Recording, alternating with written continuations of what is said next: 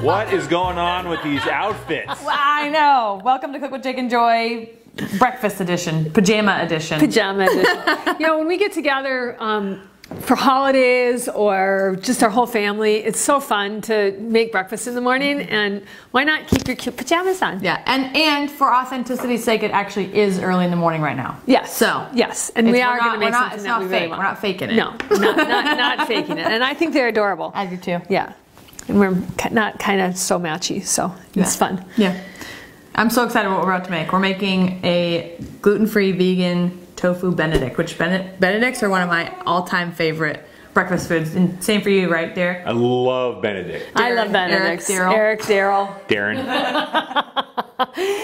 And you know, there's not really a way to make it vegan. You know, right? I've had it at places, and I've never loved it. But I found this cookbook last year for Christmas. This guy's name is Gaz Oakley, and he's from Wales, and he was just so cute. I had to buy it, plus it was on sale. Perfect. But every recipe in here is like 3 pages long. Yeah. So I found this one that was only 1 page, and this is a tip actually, guys. Make copies of recipes. If you've got a great cookbook like this, don't cook from it because you're going to get stuff all over it. I made a mistake of that when I was young, and I have cookbooks that have shit all over them. Yeah, they're ruined. They're ruined. Yeah. So make a copy like this. So it doesn't matter if you get stuff all over it. So we're going to make his tofu Benedict. It's only 1 page. He ranks it 5 out of 10. We'll see. Yeah. How in terms of difficulty. Yes. Yeah. For the hollandaise sauce, you're going to need soy milk, white wine vinegar, a brown mustard. They say English, but the English mustard had wheat in it, so a brown mustard, a little bit of salt and pepper, and some canola oil. For the spinach, you just need to have some baby spinach, 4 big handfuls, and a pinch of sea salt and pepper. And then to serve it, you need some breakfast muffins. We used a gluten-free muffin, and we toasted it. A little bit of chives, a little bit of crust, and a handful of cherry tomatoes that you cut in half. We're going to start with the hollandaise, and this part is like just mind-blowing to me because I don't know how you make a hollandaise, but he says it works. You mean without eggs? Without eggs and butter and all that You said stuff. I don't know how to make a hollandaise. That's not true. I do know how to make hollandaise. I just don't know how to make it vegan. All right. So he says to start with a ½ a cup of soy milk. Can we see this? Sure. Can we see? Yep. Can you see that? All right. ½ a cup of soy milk. Okay. And then 3 tablespoons of white wine vinegar. I'm on it. Cool. And then he says a ½ a teaspoon of English mustard. You said 3 tablespoons? Yeah. Make them be all the way up. Okay. I did. There you go. So he says micromanaging, backseat measuring. Backseat measuring. Then a ½ a teaspoon of English mustard. Now I looked everywhere to find English mustard, and this is what it is. It's Coleman's mustard. So this was like $6 for this or something. I get it home, and Jake's like, "No, we can't use that. It's got wheat in it." Yeah. The ingredients are water, mustard, flour, sugar, salt, wheat flour as opposed to just flour. Yeah. And spice and citric acid. So we can't use it, even though it's a ½ a teaspoon. Now Alex, your husband, says he wants this. Okay, well then so I can't take it back. So he can have it. Yes, he can have it. So we use a ½ a teaspoon. This mustard, basically, it's a brown mustard. And it's going to probably give it the color, and it's probably going to give it, oh, it's not open, and it's probably going to give it a little bit of that flavor that hollandaise has. So we're going to put a ½ a teaspoon of that, and then a little bit of salt, a pinch. Can I just guesstimate a ½ teaspoon? Because I put it in here, it's gonna like. Sure. Very nice. And so, I love that looked sound. Great. Okay. Yeah, and sounded great. Yes, it did. Wait, you're peppering not over the thing. It's going well. It's going well. Okay, and then, so what you're supposed to do is you put all this together, and then you start to blend it with this little brawn. The massager? The massager, yeah. It's got multi-uses. But I do love these things because you can use it for, like if you're doing soups or sauces on the stove, you can do it. Okay, now we're supposed to do this as a trickle. So you keep blending, and I pour this in as a trickle. Can you see that, Derek? Yeah, the pattern on the cup matches your jammy. Oh, cool. Perfect. Well, we care about matching. We do care. Putting that whole thing in there? Yeah, that's what it says. And it says to trickle it until the sauce starts to thicken. Is it thickening? I'm getting more on the side. This is canola oil. They call it rapeseed in Wales. Funny? He He's Welsh. I'm thinking I need more mustard. It's not very yellow. It's not very yellow. Put another sploosh in there. A sploosh? Another sploosh. There we go, that's good. Got most of it on the side of it.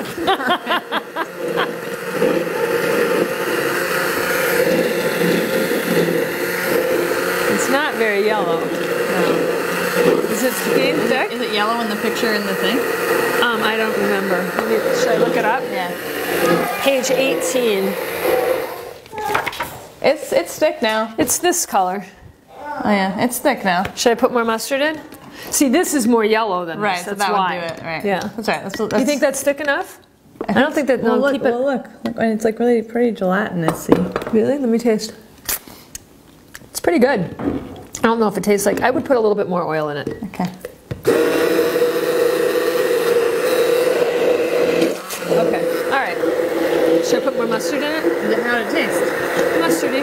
Okay, then leave it. Tasted mustardy. Then don't put more in. All right. So that's the sauce part. That's kind of a mess. Enough. Not that hard. I could do that. I could do that from memory. Yeah. Unplug that and get that out of here. Okay. This is kind of messy. The next part is the actual tofu part. Okay. Now, a lot of people have issues about soy, and if you have issues about soy, please message us and we will send you some really good resources about how politicized soy has become, and people think it's bad for you. It's not bad for you. It's the way that it's processed that's actually bad for you, and if it's not organic. So we're not going to go into great detail about that, but soy is not bad for you. So with that being said, this calls for tofu. Now it called for smoked tofu, which I could not find anywhere. So I got two different kinds. I got the savory baked kind, and I got just some regular kind. Now one of the things that is really important when you're cooking with tofu, and people don't remember this, is that you got to get all the water out of it. Right. So what you do is you fold it into paper towels and then put like the heaviest thing in your kitchen on top of it. Put on a plate, and then another plate, Yes. and then put like the book or some kind of tool or something that's heavy that you can, and you leave it overnight. Well, I don't leave it overnight. Usually I'll do it in the morning. Like if I know I'm going to make something with tofu, I'll do it in the morning and then I'll do it. This I did yesterday, and then I just put it in the fridge. I'm gonna do this. Okay, so we're going to Want it cut to be the shape of an egg. Yeah. Yeah, basically the shape of an egg. So we don't have a cookie cutter, so we're improvising. I don't think this is going to work very well. You don't? I don't think I should just slice off around like. Really? Okay. I'm just gonna. It's just gonna get. Okay, that'll work. I think it's going to work. Use that brute force. Yay. And then the stuff that's around it you could save and use for a... Cute! Isn't that cute? Yeah. And then we're going to do the same thing with this one, although this piece broke. I'm really mad. That broke. You can save the pieces that you cut out and use that for like a tofu scramble that you could do on the side, and people could have, like, you could have a little buffet going on, right? All right, so these now we want to get... We're going to take the rest of the oil that we had from the hollandaise, and we're going to get a pan really hot, and then we're going to fry these up on both sides until they get golden. And we're going to see which one we like better. The one you can't get that out. No. Don't. No. You're gonna make it. You're gonna squish it. Well, it's in half. I know, but I mean, you're gonna. Okay, let me get this pan going. Okay. Cookie cutter would obviously be better. You should get a cookie cutter. We lost our round cookie cutter. That would have been too small anyway. You think so? Yeah, there's a tiny circle. Okay, now while this is cooking, I'm going to toast the bottom part of it. Now, to make it be gluten-free and vegan, this bread is probably it's ridiculous. It's so good. It's called Bread Seriously. Yeah. And it's vegan and gluten-free, and they make it in different kinds of loaves with seeds on it. You're the one who found it. Yeah, it's from San Francisco, and so it's at our Whole Foods. There's like a little separate refrigerator of its own next to the freezer section that has these in it, and it is so good. And it's only $10. Yeah. But worth it. Worth the $10. It's really good. It's the best sourdough gluten-free sourdough that actually tastes like sourdough. Yeah, no, it's fantastic. A friend of mine learned how to make sourdough because she's like, I'm not spending $10 for vegan gluten-free, so she actually learned how to do it. I've made gluten-free sourdough. It's pretty good, but it's very time intensive. Yeah. So I'll pay $10 instead. Yes. So I'm gonna get this hot, and I don't eat it that often. That's the thing. Right. We're gonna put these on. So we're gonna get those green. We're gonna get those golden on both sides, and then we're gonna start with the rest of it. So as those are cooking, we're toasting our rounds. And what I did with these, so if you can find an English muffin that you like, or if you want to use bread, you could use bread if you're being gluten-free. But what I did is I cut these in half and I cut the end of it off so it would lay flat. Yeah. And now I'm toasting them up. And while that is cooking, we're going to add a little more. After that's done cooking, we're going to add the spinach. Now what I hate is that this spinach came off of our tower. And look how beautiful it is. It's absolutely gorgeous. But it's not baby spinach right now. Right. If we would have taken it when it was young, it would have been perfect. So instead, we're going to be using this baby spinach. There's a big difference in taste. I would like this spinach if we were, making a spinach salad or Provençal or something like that. It would be perfect for that because we're going to fry it down. But for these purposes, I really want to use the baby spinach. Okay. So you want to try flipping those? You don't need to follow me. Okay. This is a two-person job. Here we go. Let's look at the spatula. I wouldn't use a metal one on that because it's a non-stick pan. I would use the plastic one. Oh, I didn't even see that plastic one. So you wanted me to do it, but now you're doing it? Well, you obviously couldn't. You didn't brown it. It's almost brown. That one's getting brown. Get it a little bit browner. Let's bring the spinach over. And as soon as that's done, we'll add the spinach. But let's get it really brown. In the meantime, we're going to cut up some cherry tomatoes that we're going to use as a garnish over the top. And we're also going to use some watercress. And I was just reading that watercress is considered a superfood, and I have never, ever, ever used it. No. No, and it's just like he casually says, add some crust. Yeah. So once again, went out and hunting for crust. And it's like, I don't know, $1 million for a little piece. Now, this is living, which I love. So I could probably put this into the tower and keep it alive. I'm just going to take a few little sprigs off of it. And we'll add that as a garnish. How are those looking, hun? Good. I just want to make sure that they're cooked. They're like warm all the way through. Are they? I want to make sure they are. Okay. And get them golden. And then what I really like, what's really fun about breakfast is to have some really pretty plates that you're using.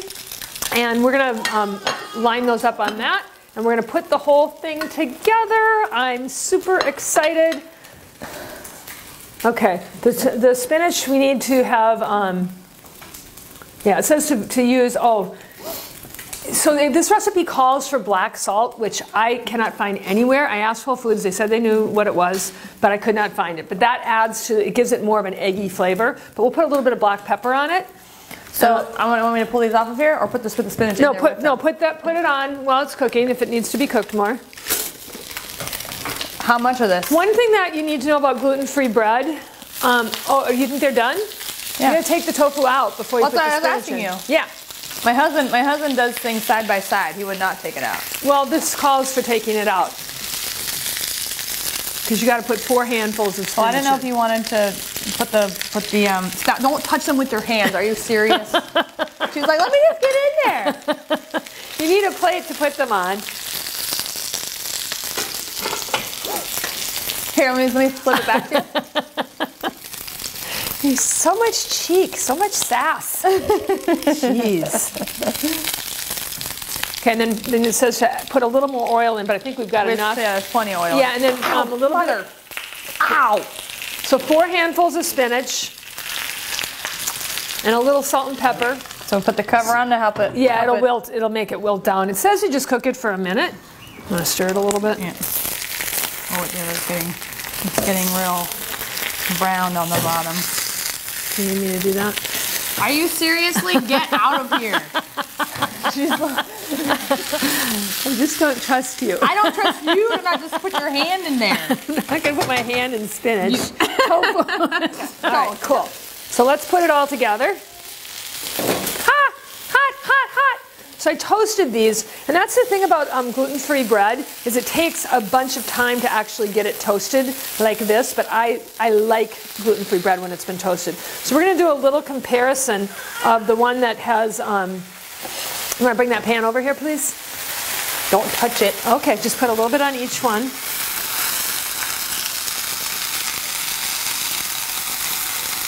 More? That's good. Okay.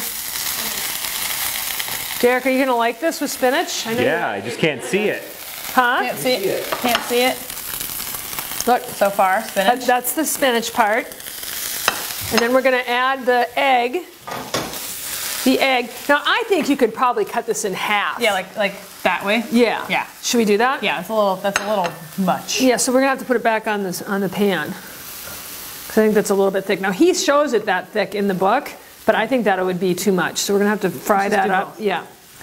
And same thing with the other one. And what's good is that we'll have more for everybody to eat too. Yeah. I'm gonna turn it back on. Take that spinach out of there. I'm gonna put one more of these guys down. And the tomatoes just go on there? The tomatoes are like a little garnish that you put around, so you just kind of do it like around the thing. Okay. Then you put the crust over the top. Okay. Cutting them in half is really key because I just think it's too much. Yeah. Too much, too thick. Even though he shows it that thick, I just don't think it would be delicious that way. Sorry, gals. We're vetoing you. Yeah. And I'm going to chop the crust up a little bit so it's kind of cute on top. All right, this is good. Those are good. Yeah, those are good.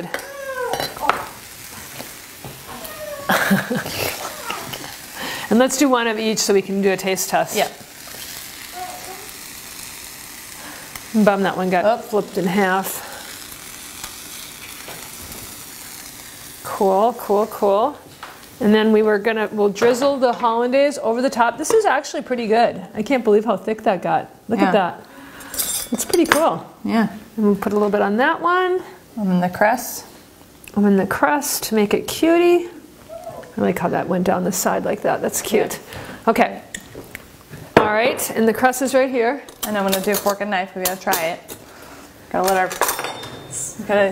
our audience know our reaction. Gotta see the true. So here's how it turns out. It's really, I'm kind of proud of myself because I never make food look good. Yeah. I make it taste good, but I rarely make it look good. Ready? Here we go. Yeah. It's a little messy, just like Eggs Benedict. Yeah. Okay.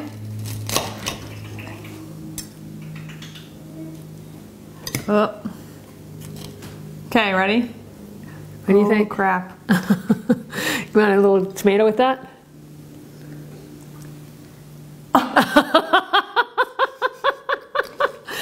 What do you think? Mm-hmm. Does it taste like Eggs Benedict or does it taste like Tofu Benedict? It's pretty good. Is it? Mm-hmm. Let me try. Mm-hmm. Do you want to try the other one? Yeah, it's pretty good. Okay, let me try. Wow. It's pretty good. That is really, really, really good. Try the other one. No, that's fantastic. Really I think you're going to like this, Derek. Yeah. Try the other one? Yep. That's really good. I'm really surprised. Yeah. This guy is really good. Okay. You like that one better? Same. Same? So, it's the same. I would recommend just using regular tofu because it's less expensive and it's probably less processed. So it's probably got less stuff on it. It's easier to find, yeah. So there you have it, you guys. Tofu Benedict. I love it. I love it. Hope you enjoy it, and we'll see you next time.